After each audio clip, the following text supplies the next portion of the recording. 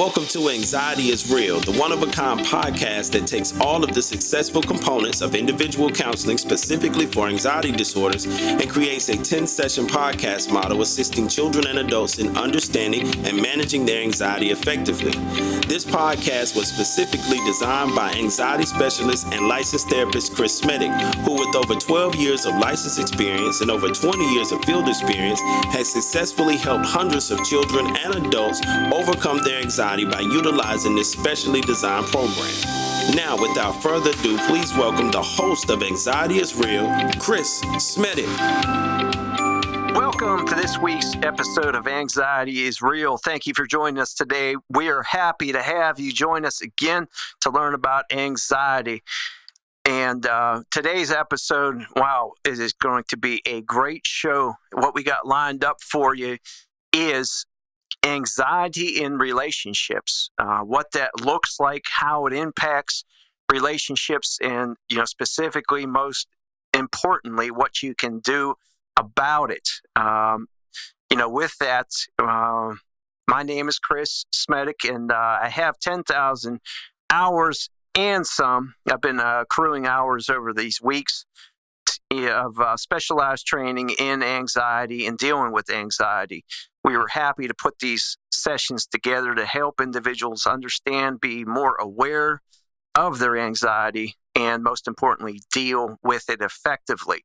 I am co-owner and therapist for Genuine Counseling Services, and I am so happy to have, once again, our guest host, the best guest hostess of all time, Jodie Smetak, LPC. She's just tremendous and has years of experience on dealing with anxiety. And today, we're happy to have this topic specifically because on many, facets, we offer a unique perspective.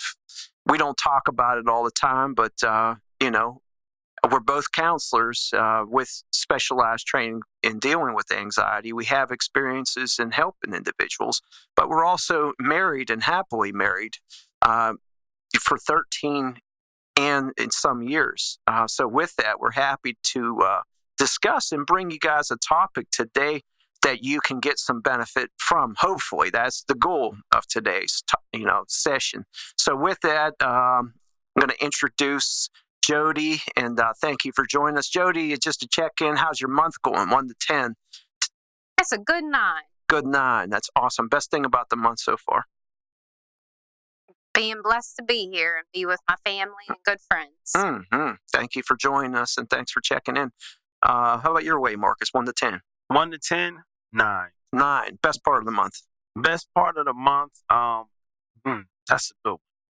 I would say just being able to celebrate, my mom's accomplishment, getting ready for a show that's based on her life story. We've been getting closer to that. So absolutely, that's been good.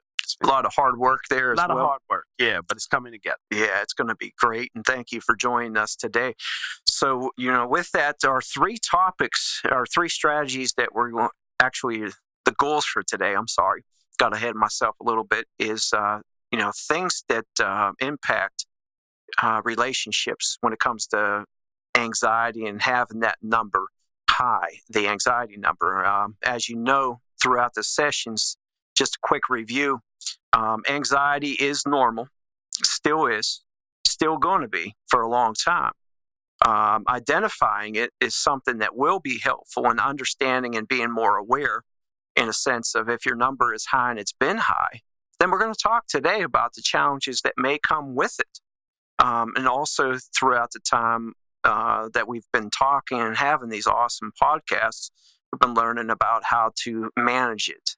And with that, we did have some homework assignments that I do want to take some time to go over because we did not give you the credit that you so deserve. If you did your homework that had you identify 10 good things, memorize your list, and then apply the weed anxiety killer of have faith in all good things. And if you did that homework assignment, then you know right off the bat that the 75 points are small compared to the feeling that you've had and the anxiety reduction that you probably experienced, and keeping those things in mind and applying that anxiety killer, meaning anytime you have anxiety thoughts or, feeling like you're going to be anxious, telling yourself, have faith in all good things, have faith in all good things.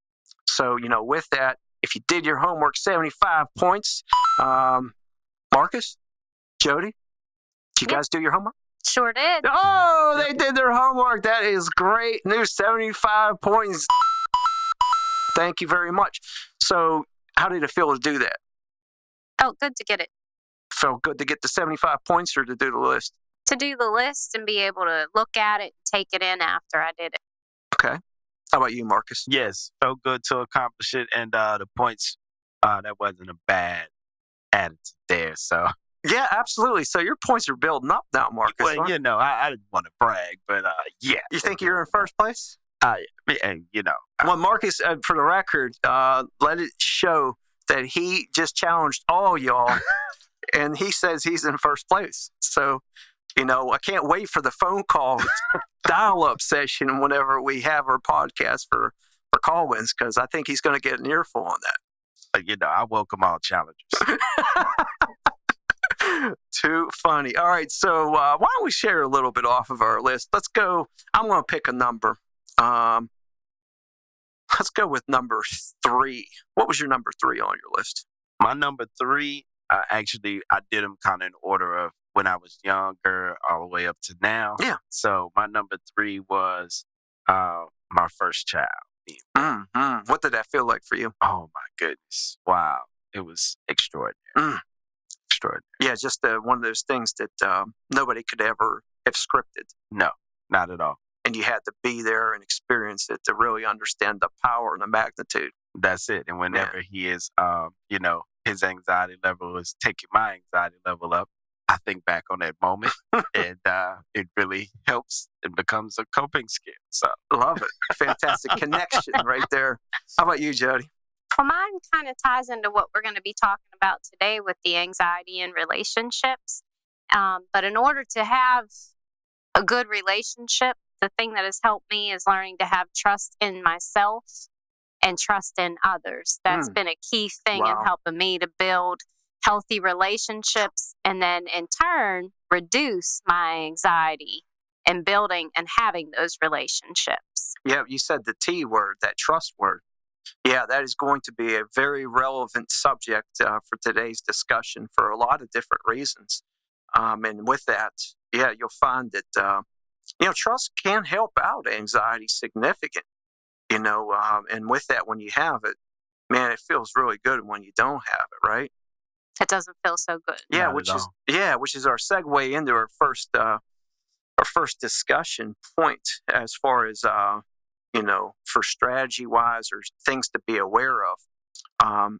When we first started talking in the earlier episodes about the CBT model, if you remember CBT, cognitive based therapy, there was the actions, the thoughts, and the feelings. The model was continuous because each one of those things encourages, the other, in a sense of, how you think is going to impact, how you feel and the action and what you do, and so when you think about that, give me think about this. And if you want to get a piece of paper, I challenge you guys to write down some, unhealthy or some distrustful thoughts that someone with high anxiety may have in their life. And let's be real with it, y'all.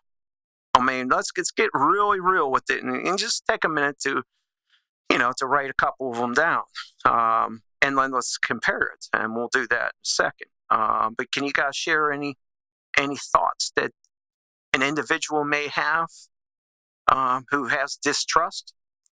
Well, I can speak personally, just from myself growing up. I did not get to see role modeling very healthy relationships. I came from 2 parents that did a lot of physical and verbal fighting. So when I was growing up, I just learned that you don't talk, you hurt each other and you hit each other, and relationships can't be trusting. So when I was blessed that God brought Kris into my life, and he showed me that is not what relationships have to look like. And that's really important. What we had back in the day does not have to be what we have today. And it is on us and up to us to believe and let that happen. So, but one of the big things going into our relationship is that I could not trust men, and I could not trust them to protect me, and I could not trust them to treat me right, and that they were all cheaters. Now, ladies, we're really rough on guys with that because I'm sorry to tell you, but they're not all cheaters. Oh, did everybody hear that? Everybody get that?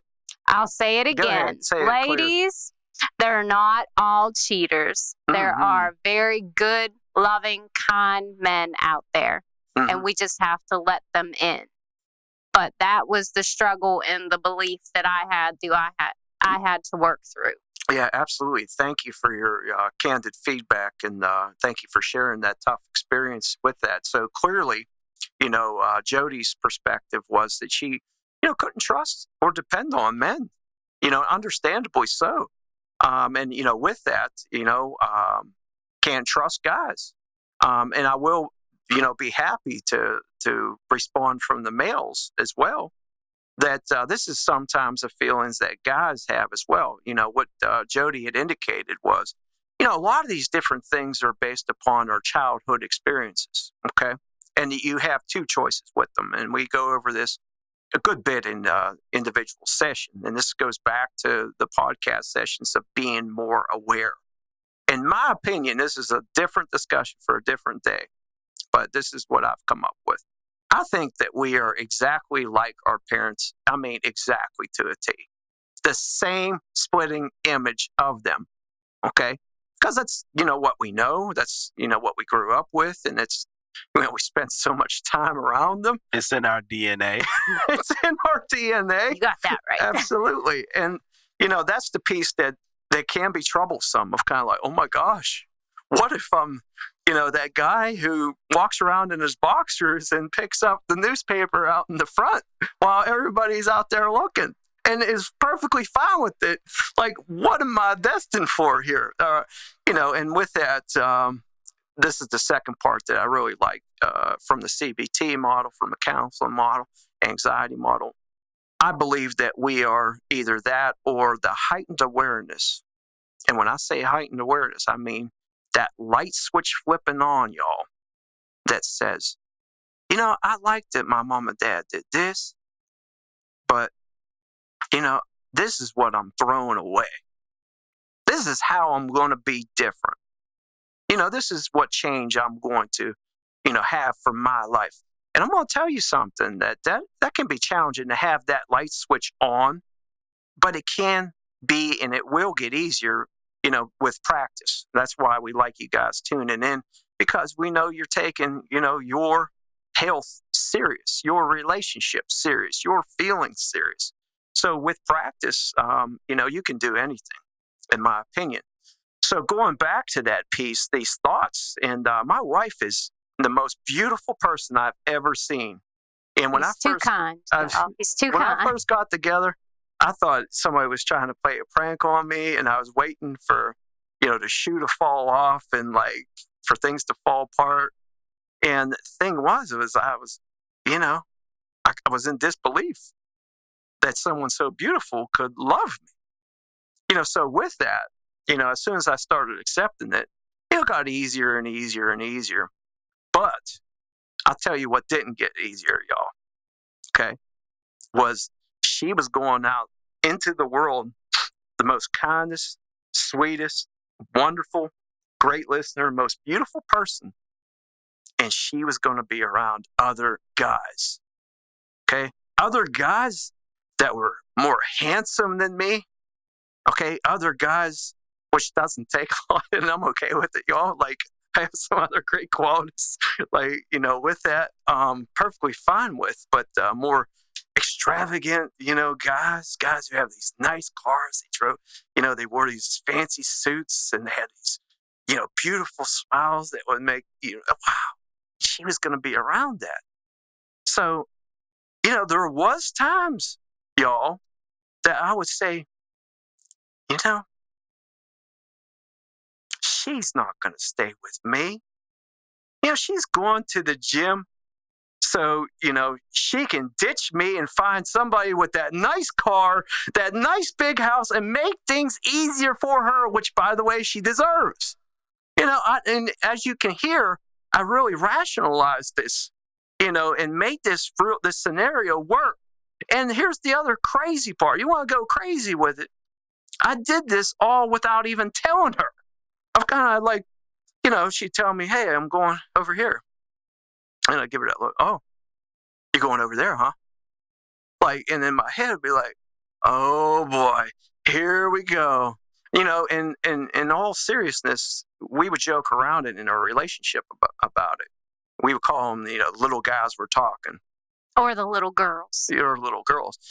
Okay, and with that, the unspoken pieces, made things more difficult, a.k.a. defense mechanisms, a.k.a. I call them high anxiety, is what it was. To get real with it, my anxiety was through the roof that she was going to leave. So with that, getting that communication, high, working on you guys' communication is a number one strategy that I would recommend, and dealing effectively with high anxiety in the relationship is talk about it. Jodie, you remember me talking and telling you these things at first, what that looked like? It isn't always a pretty picture. It really wasn't, and it didn't feel like a pretty picture, but did it help you understand me? It did. It helped me see what you were going through better. Yeah. And, with that over time, what you'll find is that the people who are with you today, y'all, there's no one forcing them to be with you. They're there because here we go, they love you. And they want to be there. They want to be there. Okay. And with that, you have to, what Jodie said earlier, have trust, have faith in knowing that, it's going to be good. It's going to be okay. So strategy number one would be to talk about your true feelings. Put it out there on the table. And by the way, we said anxiety is normal, right? Right. Because it's a normal feeling. What about jealousy? It's a normal feeling. It is a normal feeling. It's definitely real. What about in high doses? For a long time. Tell me what that looks like, y'all. That doesn't always look like a good picture, Kris. It is not a pretty picture. So once again, this is where the emphasis on taking care of yourself. Going back a couple podcasts, you need to tune in if you find that your jealousy number is through the roof, because it is going to impact your relationship. And the scary and the sad news with that is the other person can't help you with that. That has got to be a you thing and taking care of, taking care of yourself. Okay. The other piece that I want to talk about today is also, leading into that, which is taking responsibility for how you feel, meaning that you don't blame it on the other person. Have you guys, you know what I'm talking about with that? Oh, yeah, definitely. I think back to my experience. Your experience is probably opposite of mine. You were thinking she was going to leave. I was actually thinking I didn't deserve for her to stay. Because I had been through, messy divorce situation and just bad relationships. And so here was this wonderful woman that came into my life. And I'm thinking, she doesn't need to stay, and I had to learn to trust in the process of a good relationship and not sabotage. Yeah, self-sabotage is something that we deal with and hear about a lot. So with that, were you always aware of those thoughts that you had? I mean, not to the extent of really realizing how damaging they were and how I was, essentially pushing her away. And then, when it finally did come to light, my goodness, I was so thankful that she was so resilient. Yeah, absolutely. So that time, that patience, but also learning yourself and understanding yourself. Guys, that's called the work. The work? What are you talking about, work and relationships? That's not what we came here to talk about. Jodie, what do you mean? It's after the googly eyes and the first dates and the everything's rainbows and sunshine and I love yous. It's the real work. It's when things don't feel as easy as they used to. It's when life catches up and starts to play a role on your relationship. It's when it's just not about, having a great time and then being done. That's when the work comes in. The work is when it's not as easy, or it's just going to take more to make this really great relationship continue to grow. Yeah, it's a great piece of feedback. And, we've talked over the sessions about, the work and, anything worth having in a great relationship is definitely worth having, y'all. It's going to take time. It's going to take patience. But like Jodie said, it's going to take work. And what we mean by work is it's not meaning that you have to, have great days or do things perfectly. It just means that you're going to be willing to, try things and do things. Talk and communicate. Going back to that piece. And, with that, blaming, going back to that piece when we say take responsibility for how you feel. I feel overwhelmed. I feel, frustrated that you care about work more than you do me. Okay, we want to talk about get real, and we want to talk about doing the work. That's also scary stuff. I mean, scary stuff of kind of like, and the thing of it is, how that comes off and how you put that. It can be, the difference between your relationship being a 10 or, your wife threatening to leave or to be with someone else.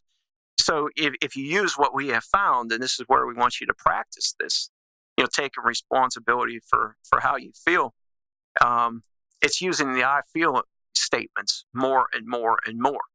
Okay. And as you're learning through, these sessions here, we've normalized, okay, every feeling that there is. All feelings are normal.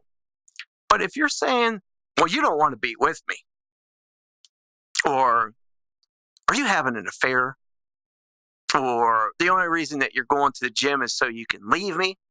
I mean, think about this, y'all. How is the other person even supposed to respond or react to that? As compared to, I feel like you aren't vested in this relationship as much as I am, and it hurts. I mean, what can someone say if you're talking about how you feel? Okay, what do you think about it? How do you think society does with taking responsibility for their feelings? Where do you think we're at with that piece? I think that a lot of times we're taught to blame others, not be accountable. Why is that? It's somebody else's fault. Why? Who said that? Who taught that? It just seems like it's the way it is. It's just the way that it is. It's the easiest. It's easiest as It well. really is. Yeah. But is it really easy? Not in the long run. Not in the long run. Yeah, because I have yet to meet anybody who signs up for a relationship that they want not to go well. And can I add in too, the important part, kind of going off of what you said as far as listening, it's really being present. So we talked about in our last episode about how to really be present and listen to our children and helping them work with their feelings and emotions. It's also really important to be present and listen to our loved ones, our significant other, our boyfriend, our girlfriend, because that is what helps in a relationship. So we need to be present and we need to actively listen. That? I don't know. What? I just assume everybody is present in their relationships and they're hearing what their significant other is saying all the time. You're telling me it doesn't happen? Well, I don't know if you've ever been there, but I've been there a couple times. You're such a good listener. I've heard. I mean, you validate me. Defense. I got to take care of myself. Whoa. He said something that I don't think is right. Okay. So I got to correct him. I'm going to tell him how it is. So sometimes what I think gets in the way of actively listening is already coming up with the answer because that's what you want or need to hear. We had to have all the answers. Yes. You got to have the answers? Well, me showing up and saying, listen, you don't know how to feel. I know how you should feel. So I'm going to tell you why you should feel that way because I know best for both of us. Absolutely. And that doesn't usually go over very Not well at all. for anybody. It doesn't sound like it's a recipe for success. I'm like, wait, you're going to tell me how I feel? Exactly. Yeah, and it happens, y'all. And I want you to know it even happens in, Jodie and I's relationship. You would think, two counselors, and Jodie's a wonderful counselor, would have a handle on just validating and listening all the time. But I will excuse Jodie. She has to deal with me, y'all. And look, I'm telling you, I am a handful. Okay, so for me, there's times where, I try to hide under the bed. I try to, try to deal with this as best as possible. When you have these bad days, you don't know what to do. You don't even know how to deal with yourself. And then there's these people who accept you for who you are. They encourage you. They support you and love you. And you're looking at them like, what are you guys doing here? Like, I don't even want to be me today. Like, what is it? I think the important part is, like we say, anxiety is real. Mm-hmm. What is real is that we're all human. Doesn't matter your title. It doesn't matter what you do. At the end of the day, you feel. At the end of the day, you think. You're human. I'm human. Okay, that's a good reminder. And with that, I think that leads to our final component of strategies, and that is saying you're sorry. What Jodie just indicated was that nobody walks on water. And, with that being said, that means we all make mistakes every day. And, with that, you can try to pretend, and we do find this with high anxiety a lot of times, is that, they try telling people that they're right. And it's kind of like a red flag that goes off. I'm not going to lie to you, in session, that is kind of like, whoa, so you're right, huh? Okay. With that, how's that feel when you're right? Oh, it's so frustrating because they tell me I'm wrong. And how does that feel? Oh, that's frustrating as well. So what you essentially learn is being right is not cracked up to be what it is. In fact, I always ask individuals, do you get some kind of trophy for being right, a gift card of some sort? And nobody tells me they're getting anything for being right. So, with that, I guess the question we would ask today, why is it so important to you? And with high anxiety, I'm going to tell you, it's going to create some communication challenges, and we've seen it. So with that, it doesn't mean that you're never right. It just means that when you're wrong, strategy number 3 is say you're sorry. Okay? Say you're sorry, you were wrong. It goes with taking responsibility, for your feelings. It goes with everything that would say that you are not perfect. And on that note, I just would like to say this, that one of the things that I like to use, I use this in my relationship with my son when there's a time that maybe we've had a difficult communication. I always think about making amends or ending with a positive note. So if me and Kris would have a day where, sometimes life's just hard. And when life's hard, sometimes relationships get hard. And I always try and say before I go to bed, no matter what today was, I love you and I am proud to be your wife. And I let him know that. No matter what argument or disagreement, that's how I want that night to end, because it feels so much better than carrying all that baggage into trying to get a good night's sleep and then start over the next day. And it lets that person know that no matter what, we're still in this together. I love that. Can I chime in right there? I love that so much. It's one of those things that I had to recognize too in my relationship, my wife and I. And it leads me to this: if we don't finish together, neither one of us finishes first. It's not a keeping score type of situation. Absolutely. We both have to make it together. We both need to go to sleep in peace together. I can't have peace if you don't have peace. We need to walk as one. Otherwise, we both lose. And so I want us to be a winning combination, and I want that to trickle into our children. So we need to come together to make that. Yeah, absolutely. That's a great piece of perspective, and thank you for the feedback. With that, you're on the same team, and with that, another strategy that helps out is is praying for each other's peace as well. You want them to be happy, at peace. Because if you encourage peace from within, then you'll have it without as well. Now the tricky part is that it's an individual decision. It's a self-care decision, as you've been listening. But you can certainly encourage it. There's going to be things that you can do that encourage peace. For example, going out and, asking each other, hey, 1 to 10, how is our relationship?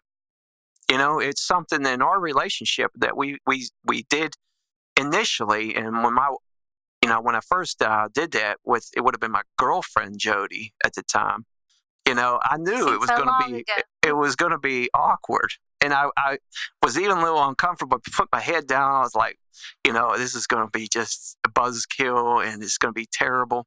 But I did it anyway because that number was the most important number in my life. And I loved her, and I knew she was my soulmate, and she was my, person to be. So it made it worth asking, even though it was uncomfortable. And, so when I said 1 to 10, she was like, it's probably like a 1.5 at this point. She did not say that. Yeah, she did not say that.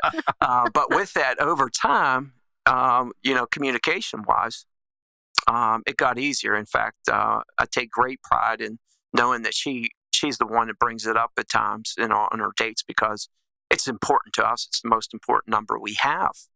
Now, with that, it gives that opportunity to where, what if it's a 2? Does it mean it's the end of the world? It does not mean that at all. It just means that this relationship's tough.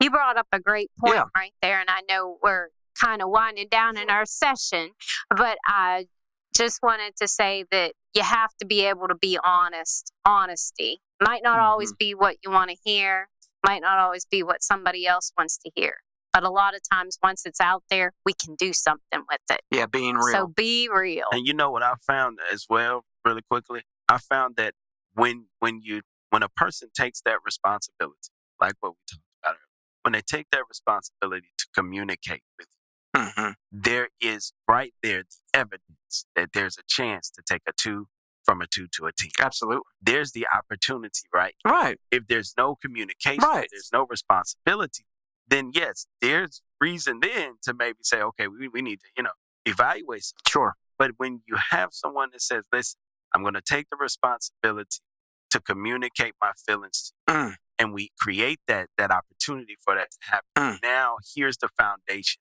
for us to be able to build this relationship back up to where it is. Yes, sir. And great feedback. And wow, absolutely, valid point. And it all focuses back on the individuals and, dealing with, your anxiety, your feelings, and taking responsibility for those, those feelings. And with that, man, what a great show we had today. And we want to thank Genuine Counseling Services for this segment of the show. Proudly accepting new patients. Visit genuinecounselingservice.com to learn about how we can help. Mention Anxiety is Real by January 1st, 2019. You receive $25 off your first visit. Today's homework, 100 points, is to list one thing that you love about your partner. List one thing that you love about your partner for a whole week. And then at the end of each night, you want to go to each other and look at each other in the eye. And we want you to report what you love about that person. We want you to take note how they react to that. Okay? How it felt for you. And, with that, you can encourage them to do it as well. And, person to person would be great if you can. But if you have someone who travels, you can do it by text or Skype or whatever is going to work best for you. But that is a 100-point assignment, extra credit homework. So if you're looking to rally and build up those points and try to get after that first place lead that Marcus has claimed, bring it on. He says, bring it on. So thank you for joining us today. It was a great show. Special shouts to Marcus for his divine assistance and Jodie for doing a great job co-hosting. Thank you, Jodie. Until next time, we wish you a great week filled with heightened awareness homework assignments completed, great self-care, and all the success and happiness that comes with it. We'll see you next time. Thank you for joining us for another exciting episode of Anxiety is Real. We'd like to thank our sponsors, Opay Media Group and Genuine Counseling Services. Genuine Counseling Services would love to connect with you and help further assist you in your anxiety goals. Please reach out to them at www.genuinecounselingservice.com. That's genuinecounselingservice.com. We hope you enjoyed the broadcast. Until next time, we wish you a great week filled with heightened awareness, great self-care, and all the success and happiness that comes with it.